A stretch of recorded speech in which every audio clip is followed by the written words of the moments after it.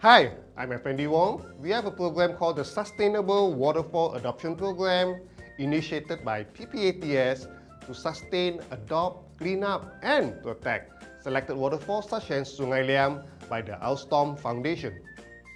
This program is organized to raise public awareness about the current challenges encountered by our waterfalls in Malaysia.